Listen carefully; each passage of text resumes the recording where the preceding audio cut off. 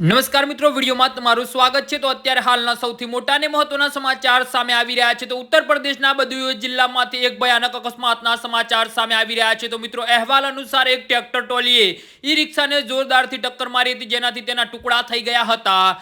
જી હા મિત્રો, અત્યારે હાલના સૌથી મોટા અને દુઃખદ સમાચાર સામે આવી રહ્યા છે। તો બદાયું જિલ્લામાં ભયાનક અકસ્માતમાં 6 મહિલાઓના મોત થયા છે।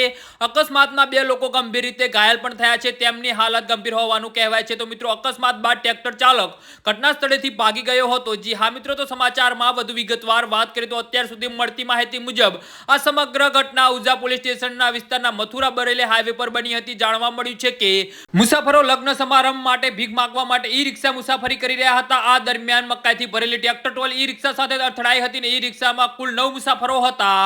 જી હા મિત્રો, અત્યારે હાલના સૌથી મોટા અને દુઃખદ સમાચાર સામે આવી રહ્યા છે, જેમાં 6 મહિલાઓનો સમાવેશ થાય છે। આ તમામ 6 મહિલાઓના ઘટના સ્થળે જ મોત નીપજ્યા હતા। તો ઈ રિક્ષામાં 2 પુરુષ ગંભીર રીતે ઘાયલ થયા હતા અને તેમને પણ હોસ્પિટલમાં દાખલ કરવામાં આવ્યા છે। જી હા મિત્રો, તો આના વિશે તમારું શું કહેવું છે તો નીચે અમારી કમેન્ટ બોક્સમાં જરૂરથી જણાવજો અને અમારી YouTube ચેનલને સબસ્ક્રાઇબ કરવાની ભૂલતા નહીં। ધન્યવાદ।